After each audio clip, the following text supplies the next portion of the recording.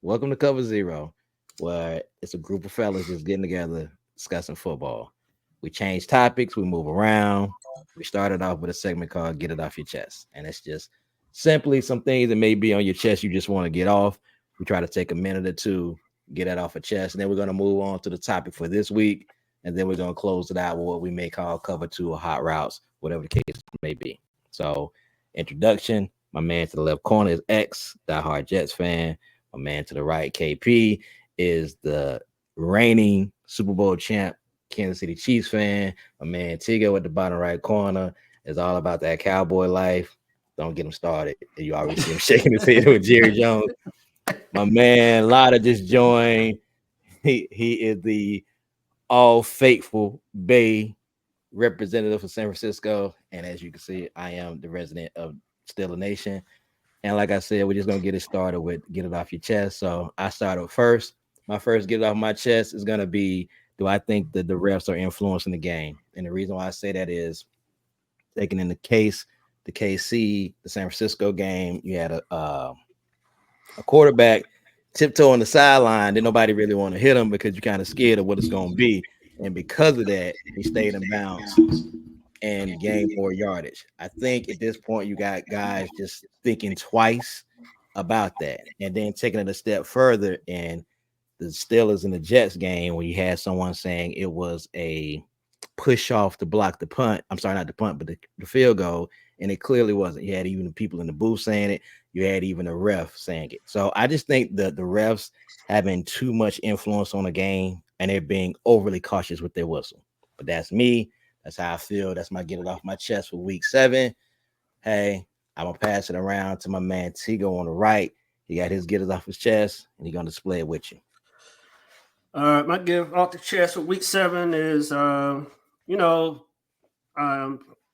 the group chat with her, we're kind of discussing free agency, like bus, what people expectations, when guys sign big contracts. And then I want to take a little step further, talking about, teams said, hey, instead of signing free agencies, we're going to build our team through the draft. And, I'm just trying to, figure out the balance, like how me and X and KP was discussing, in particular Huff. He signed, he had a big year last year with the Jets. They did a sign and trade with the Eagles. And of course, now he's not performing. So is it, did he get paid? And now, I got paid. I don't have to do nothing. Or is it a scheme or is it coaching? And that's my get off the chest for week 7. All right, we'll pass it on to my man KP at the top right corner. If you can just get it off your chest for a minute, take it away, sir. All right, hey man, my get off my chest is to speak on our fandom. We're all here because we love the game, but we love it to a point, right? And what I mean by that is I saw a situation in Cleveland where Deshaun Watson, make no excuses, I'm not a fan of anything he's done off the field. Wasn't even a fan of his play. First one that said he should be benched, just wasn't getting it done. But what I saw in Cleveland, that was disgusting. And I'm even mad at myself because when he got hurt, I'm like, oh, wow, yeah, that'd be better.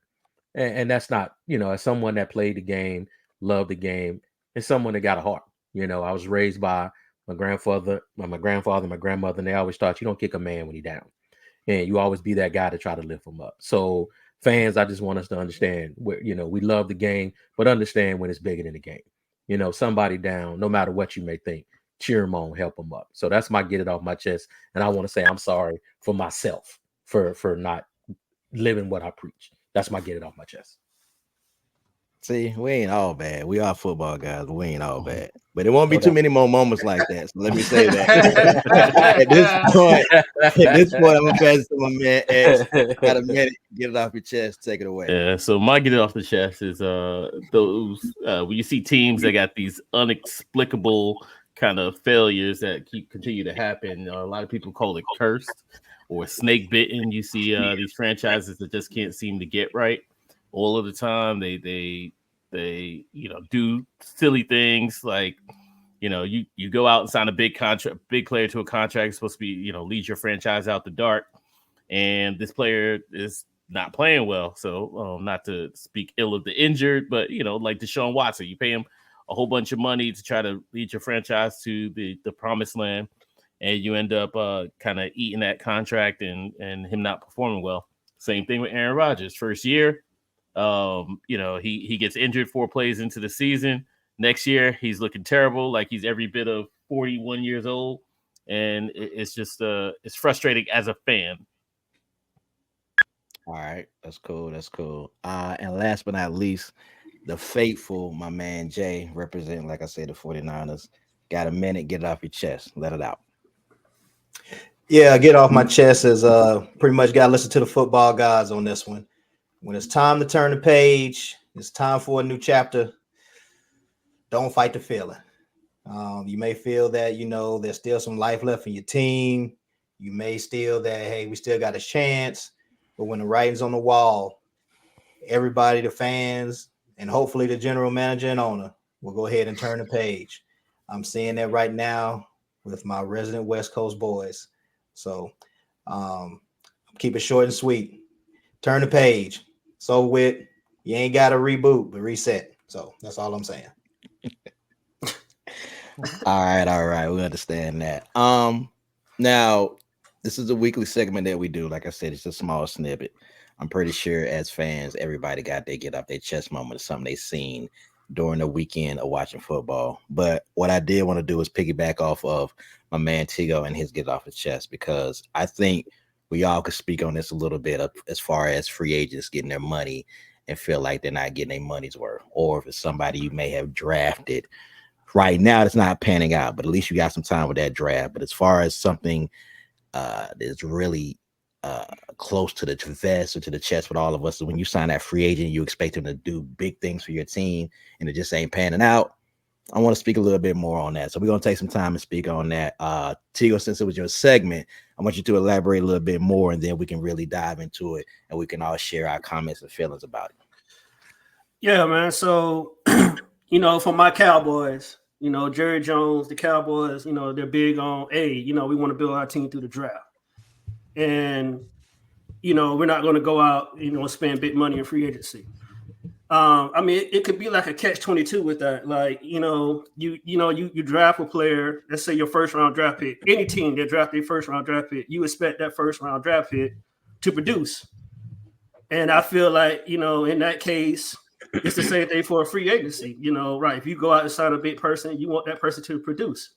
So, and then you turn around and you look at other teams, let's say, for instance, the Rams, when they won the Super Bowl, they went out, trades, signed free agencies. They didn't care about the draft. Hey, you can have our draft picks, you know what I'm saying?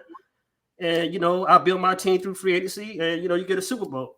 So, like, for me, like I said, the frustration, as a Cowboy fan, this year, of course, right, we didn't sign any free agencies. The free agencies. And now, you're saying, but, you see our team struggling. So, that's my big thing. I kind of get that. I'll speak on that from my aspect because I have this situation going on in Pittsburgh with 2 quarterbacks where we really didn't spend that much money. Right now, I'm on the opposite end of you. Right now, it's panning out. Getting a lot of questions from, people in the street. Of course, you guys I watch football with, like, the time I had it did it. Right now, our money seems to be working out. I don't know what that's going to be like next year if they both pan out, because then we're going to run into that issue. But I do want to speak on some issues as far as what you're saying when people getting paid a whole lot of money and ain't panning out. And, a couple of those people come to mind. Speaking of your team, I know CD could do more. I know Jay got a really big issue, like XA not really jumping on the man because he got hurt, but like with IU, like there's a really big issue there. I know X might have an issue with as far as something going on with some of the guys that they may have panned out. So let's all elaborate on that. Maybe not from your team aspect. You may can speak on it from someone else in the league and sharing that. Look, I just want to say I don't have any issues. My team got issues. I have any issues. That's their problem. Here we go. Ladies and gentlemen, I mean, to be honest, though, when it comes to like, I mean, because it sounds like we talked about two different things. Because not necessarily. I mean, I guess you could consider it like free agency too when you re-sign a player, but like I don't think any of these players were actually free agents that we just talked about. Like CeeDee Lamb wasn't a free agent; he was just re-signed, so he wouldn't hit free agency. But like, I mean, at the end of the day, what's the alternative? I mean, it's always kind of tough to judge what will happen after you pay a player. You try to judge past performance to indicate future success, but you know, at times it's like some people you got to find out what's that player's motivation. Is that motivation money? Because if that motivation is money, once you pay them, they're not motivated anymore. You know what I mean? Like, you know, it's crazy. It's a crazy thing because, you know, you got these players. But from like even a free agency standpoint, the other thing is like, I don't even think sometimes it's just money. It just seems like making the right calls. Like D was just saying, like, is it a coaching fit or coaching scheme fit, like, or a scheme fit? So, for example, like you got players that come in, you know, from a West Coast offense that can't really play like this, you know, run and gun style, or you know, you try to fit some, you know, shotgun type player in a drop back pass offense, and you know they don't look as well. And so, like, it's a lot of our responsibility on scouting, like, you know, inside the league scouting. Like most times when we talk about scouting, we thinking like college scouting, but there's like a huge responsibility on, you know, scouting from inside the league. And I think we don't put enough emphasis and attention to that. Let me jump in here. I kind of think it's, you know, you're right. We're talking about one thing, maybe two different things, but I think it kind of piggybacks on what Janaj is saying. I don't think owners, you know, coaches or whatever know when to turn the page. You know, I don't think they really truly understand. All right, when we get a coach in and we're trying to get something, you know, to work with their scheme, what players are going to fit? I don't think they really understand that, because, you know, not you know, jump on the Cowboys, but I heard Jerry Jones saying that Derrick Henry wouldn't fit their scheme. He's a running back that's arguably the best running back in his generation. What do you mean he's not going to fit your scheme? You don't have a running game. You don't even have a serviceable running back. So how's he not going to fit your scheme?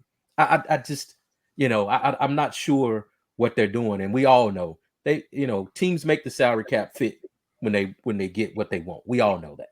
And so I'm not understanding that. And I think it's more of a coaching thing. I think it's a GM and ownership thing. You know, I think owners got to step aside and put GMs in place that can do their job and let them do the job. But then they also got to make the GM and the coach function as one and let them do their job. So that's my thing. And I got my Bo Jackson on tonight, so feeling like trucking people. But you know, I'm gonna leave that one alone. We'll talk about that on another segment. But yeah, that's how I feel about that. I mean, it's a trickle down effect. You know. Well, let me go ahead and just address the elephant in the room, and y'all don't want to say it, so I'm gonna say it. You know, we've all been young. We've all went to the club. We all seen her in the club. She looked good in the club. You thinking about getting that number, and them lights come on. And that 9 turn into a 5. Throw a flag on this play. What we talking about? Hey man, I know where going. Hey man, you leave Jay along with his metaphors out here. Go ahead, Jay. Go ahead, preach, Jay. Go ahead. Oh my God! Hey, come on now. If we're gonna talk to the public, let's talk to the public. You know, you got people out here. They look good over here.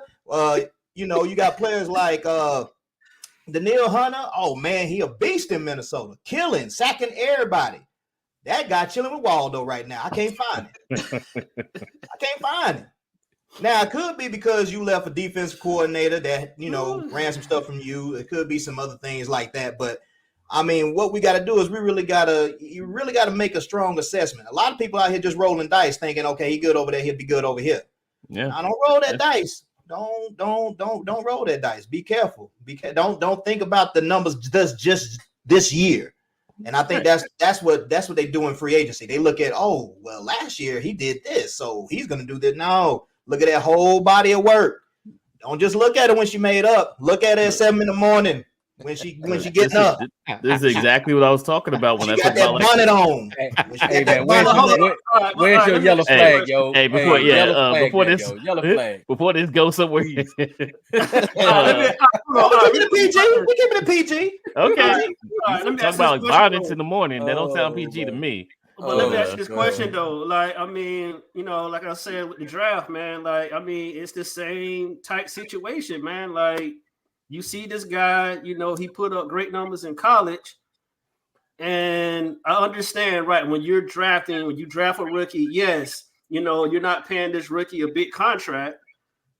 But again, you're also setting your team back if that rookie, that first round pick, you typically, right, your first and second round pick, right, if they're not hitting, then you're setting your team back the same way that you set your team back when you sign a free agent.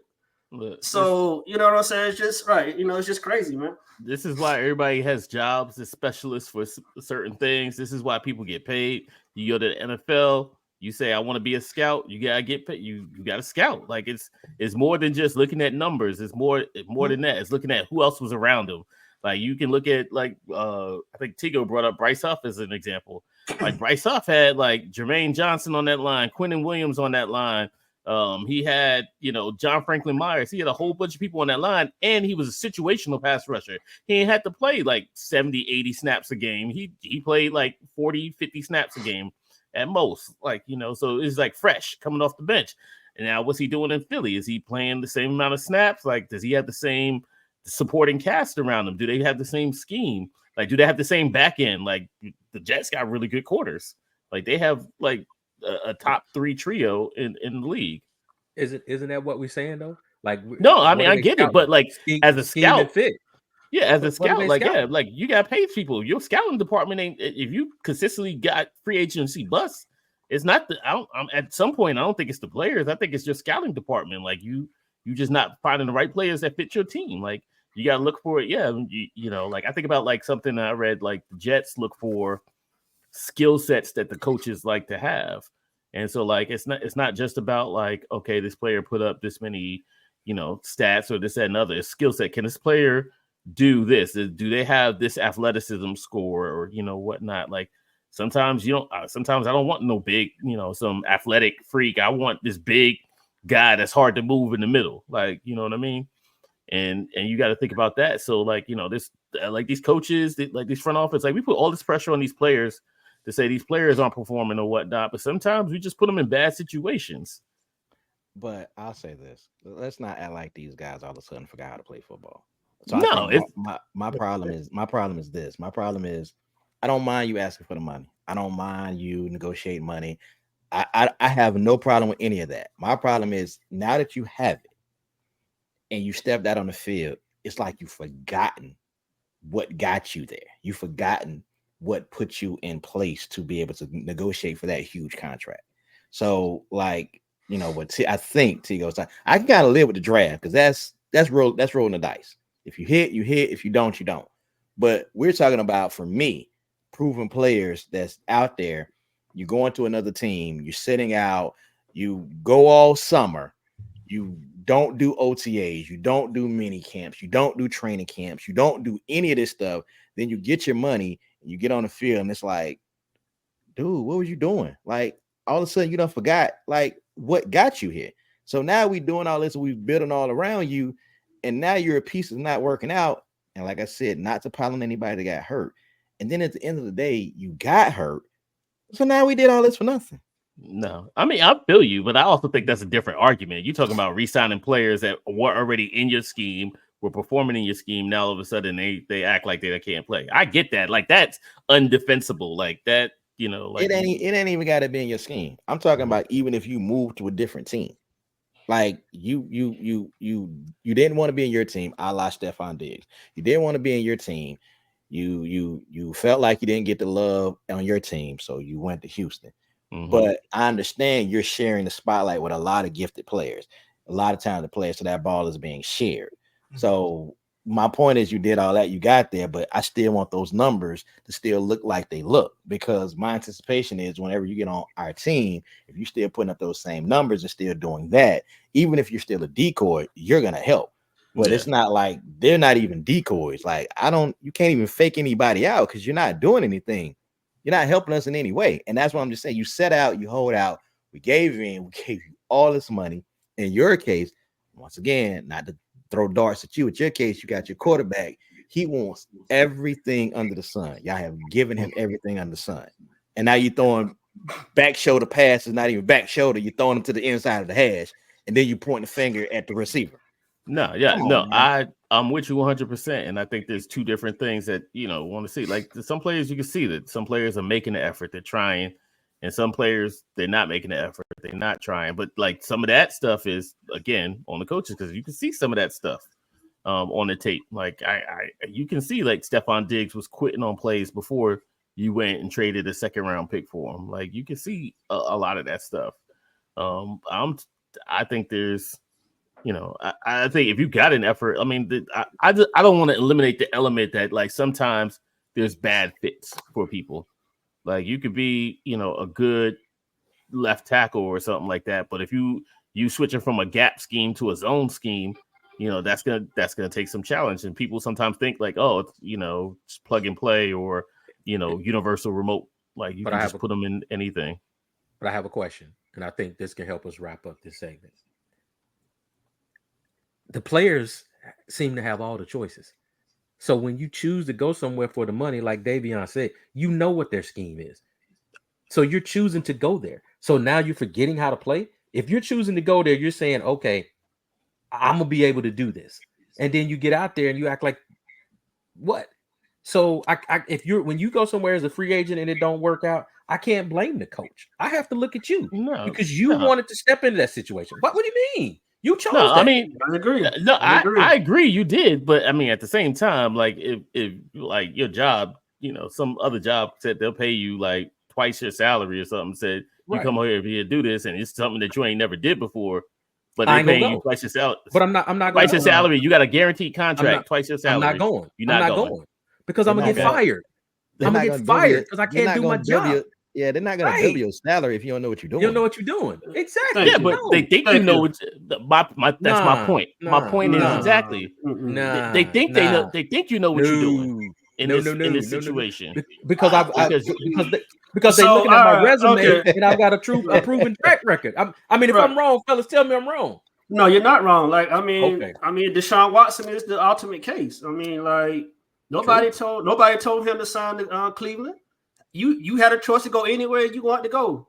But you saw all the guaranteed money. You went there, and now you look like you never played quarterback before in the NFL, man. So I mean, I think that's something else. Case. Like that man took a year off and like lost himself with that. I don't care, man. Like I mean, okay, all right, no, I'm just saying. I mean, but my thing is, okay, all right. So the year he got suspended, okay, right? You missed what 2/3 of the season, okay. The next season, you got a full off season to get yourself ready. And again, you have played quarterback your entire life. And it looks like, again, bro, like you never played quarterback before, man. Like it's just mind blowing, man. I'm with you 100%. Like there's some times where it's like solely on the player. And other times where I think like, like sometimes we absolve in like the teams of making bad decisions, putting good players in bad fits. Like look at Randy Moss on the Raiders versus Randy Moss on the Vikings and Randy Moss on the Patriots. Like there was just nothing there for him to be able to kind of really stand out. Well, who was the quarterback? But my point is there's stuff and pieces around him. It's not just on the player. Well, I'm gonna say this. But again, man, like I mean, go ahead, Jay. Go ahead. No, it's a lot. It's a lot of factors that come into this. It ain't just one thing. It is the players. It is, the team that you go to. It is the fit. It is the coaches. It's a lot of that. But the one element I think we're really not touching up on is with these athletes is preparation. And what I mean by preparation is when you have these people who hold out. Then they do that whole little hold out process. I miss camp. I miss this. I miss that. I'm not doing this. And now you start really behind the power curve. Well, athletes are they're creatures of habit. So once you start late, now it's going to take a minute for you to catch back up and your production might not be there. but the expectation is because you done got that check. Right. So we're expecting you to perform now, and probably better than you did before. But now you're behind and you're trying to catch up. Now, whose fault is that? It's the player. It's the front office. Because if you're going to get the deal done, get the deal done. The agent, I mean, everybody got their own personal motives of why they want to hold out and do all this and everybody playing. But at the end of the day, it costs everybody. It costs the player because he don't look as good, and people are thinking, why are we paying this guy? He's not even doing this. And then the team, you taking L's because your player that you pay ain't performing, so everybody loses. But yeah, I think it's a lot of slices of that pie that everybody need to eat when it comes to that. It's about character and integrity for me. Like, you hold out, you better be prepared that once you get that paycheck, that that you're prepared to do what you need to do so that you're ready to go for the season. Like, people used to criticize Darrell Revis for holding out. Like, he had like 3 holdouts in his career, I think. But when he came on the field, like when he got there, he came out like, he was one of the best, and he performed like it. Like, he's one that, like, I can never criticize his holdout because he earned his contract. And I think that, it's about character. It's like, you get people like Hassan Reddick. To me, Hassan Reddick holding out all this time sounds like he ain't got faith in himself. Like, because if you got faith in yourself, like, that you're gonna make some, like, you're gonna go and do something, you're not gonna miss game checks. You're not gonna take all these fines to miss games to try and guarantee some money. Because if you got confidence in yourself, you're gonna go out there, ball out, and make money on the next offseason after you just made money off this team. All right, we're ending this segment right here. We're trying to wrap it up. So this is gonna be something what we call hot routes. Basically, bold takes. You guys can call whatever you want, discuss whatever you want, but we're gonna take a minute and we're gonna do hot routes. So with that being said, my hot route, I'm kind of do a bold prediction. I am gonna pick an upset for this week, and the upset I'm gonna go with the Seahawks are gonna beat the Bills. I think the Seahawks are kind of gaining ground. They kind of get a little hot. I think Buffalo is feeling good to come off that last week with Amari. Speaking of someone changed teams, so far so good. But I think they're feeling good. They're feeling themselves. A lot of people are talking about them. National media is talking about them. I think Seattle's going to come in, bust that bubble. I think McDonald, I think his name is the coach of that, going to come at that defense a little fired up, and they're going to surprise the Bills. So that's my hot route / hot take. I'm going to move it over. I'm going to give my man Jay the chance to do his hot route or whatever it may be. Woo, boy, it's a lot. You actually stole mine because that was going to be mine. Because that was going to be mine too. I think it's the right time for both of those teams. Buffalo is actually they on a high. They're feeling real good about the Amari signing, which they should. But I think Seattle has new life now. They lead in the division. We're a wounded dog right now, so they pretty much feel that they can get some. They can kind of take a little stronghold on the West. So I think they're really going to go in with a huge motivation to get that thing done and actually, prove to the NFL that, hey, we really legit. So yeah, just piggybacking off that, man, you definitely read my mind on that one. Now I'm gonna go with that one. All right. Let's move it over to Tigo. What you got for your hot route? My hot route, I'm gonna say, man, Derrick Henry, man, MVP, man, without a doubt, man. Like Derrick Henry, man. Nah, man, he's on another level right now, man. And he's looking like vintage 2019 Derrick Henry right now, man. And yeah, MVP, man. So that's my hot rock. Are you saying it's because now you feel like Jerry should have signed him? No. Go into it. No, I'm not gonna go in there. No, I'm being serious, man. Like Derrick Henry, man, he's on another level right now. He's completely rejuvenated. Like, yeah, man, he looked like vintage 2019 Derrick Henry out there, man. All right, that's cool. All right, moving over to X. Hot route, whatever it may be. Take it away.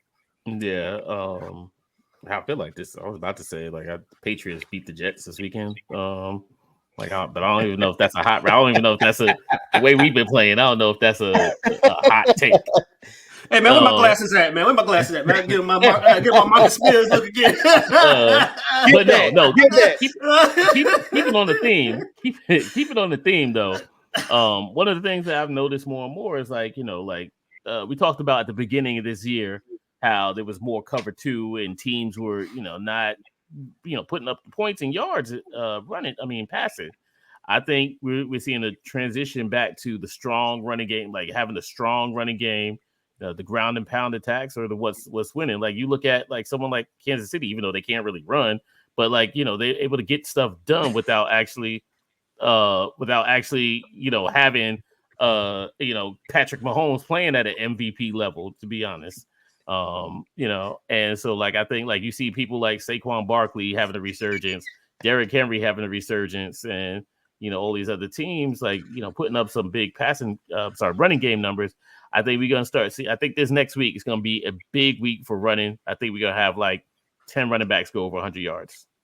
Okay, yeah, that is bold as hell. Let me be the first to say you quoting some like 2005 numbers, 10 running backs over 100. But anyway, I ain't gonna steal KP thunder. KP, yeah, hot take. I can't wait to hear what you say. That dude said y'all ain't got no running game. Take it away. Yeah, you're on mute if you try and talk, KP. My bad. You been KP bag? Turn his mic off. Hey man, that was not meant to be. That was, in all fairness, that wasn't meant to be a shot. I mean, man, we got that's okay. It's all right. Y'all 6-0. Y'all ain't got nothing. Nah, you know what? We don't need to talk no more. But right. I will say my hot take is something similar to that. But I'm gonna go with I think we're watching the new regime with these young quarterbacks. That Washington-Chicago game has got me real interested. You know what I mean? I think I'll be the first to say those young dudes, both of those young dudes, has surprised me. I'm looking at my man Janaj, and we both were kind of wrong. We said that quarterback in Chicago wasn't no good. But speak for yourself. Hey, numbers don't lie. And hey, he's been very productive. I mean, like D say, we got to give him a chance to get his feet wet, get his, get the wind behind him. So I just think we're watching the new regime of quarterbacks with building off of CJ Stroud, but it could be a gift and a curse because now we're going to expect all these first round quarterbacks to now come in and be team leaders and be these productive guys. But my bold prediction is that that Chicago and Washington game gonna be the game of the week. I really think so. I think that's gonna showcase these young quarterbacks, and it's gonna be one I'm looking forward to seeing. Sure would have been nice to draft a quarterback this year. I mean, well, you know what? We actually did draft a quarterback, and we just haven't got to see him play yet. Jordan Travis might end up being good. I'm gonna tell you what's wrong with your Jets organization. The whole time. You ain't got time. We ain't got time for that. You ain't got time for that. We got 4 minutes. That's like a 6-hour conversation. You're right. No, it's really a 6-hour conversation. It's organizationally flawed. That's just the tip of the iceberg, but okay. But anyway, ain't no iceberg. It doesn't melt it. They took that iceberg and put it in the Bahamas. It doesn't melt it. We'll pick that up later. Look, we're gonna close out this show, this segment. Catch us every Tuesday, 8:30 p.m. Eastern time. Do something a little special, closing it out. Kind of throwing a curveball to the fellas. They'll know about this. End it, each one of you, and then I'll wrap it up at the very end. End it with who your squad is taking on this week. Jets, take it away. Who y'all got this week? We got the New England Patriots, and not excited at all. All right, Faithful, the Bay. Who you got? Well, coming out to Levi Stadium, we got America's team. So we're gonna go ahead and just keep the party going, aka the streak. We're just gonna call it that. So stay tuned. Bring a towel because it's gonna get bloody. I ain't gonna ask a repeat question, Montego. I already know who you got. I don't know. I'm gonna give you a chance to say your piece against Jay. Hold on, before we go into that. Now, Montego, do you need to blow the whistle on that boy? Beep beep. Is that what you gonna do with the Cowboys? Y'all gonna blow? Hey, No, ain't gonna be no blowout. Go ahead. No, ain't No, gonna be no. Okay. Get it out, All right. Tigo. I'm expecting the Cowboys. Y'all remember the movie Unnecessary Roughness, right? I think it was That's called what Necessary we're- Roughness. Oh, okay, yeah, Necessary Roughness. Yeah, you know what I'm talking about. Unnecessary rough. Whatever. Necessary Roughness. You know what it is. All right, cool. KP, who y'all got? Hey man, we got those Raiders. You know, they had a lot of talking in the offseason, talking about the great one. He Kermit the Frog. Time to see something. All I'm gonna leave right. it at that. All right, and we got the Giants on Monday night. Check it out, 8:15. Bye Need to week. see Bye week. Russell continue it, but we'll see what happened. That boy high right now, boy. That boy got that Russell Wilson treat there, man. That boy high right now, boy. Are y'all playing the Meadowlands or y'all playing at home? Nah, we playing the bird, so we'll see. After that, we come off and go into a box. We're gonna get real like tough. So I after got that. 2 bye weeks. Oh, bye God, weeks. whatever. Oh, okay. So look, yo, everybody check us out. The information's at the bottom. Check us out on the YouTube. The name of the podcast, like I said, every Tuesday, 8:30 p.m. Eastern time. We're here. Please join us. Drop in comments, up the views, give us some thoughts, give us some suggestions, what you like, what you didn't like. But make sure you tune in. That's all that matters. Yeah, and don't forget to share with your friends if you liking what you're hearing. Appreciate. So from that note, from the 4 of us, 5 of us, I'm sorry, I always count Jay in the middle. He always get here late, fashionably late. We need to change the name to fashionably late. So from the 5 of us, see you next week. Deuces. Peace.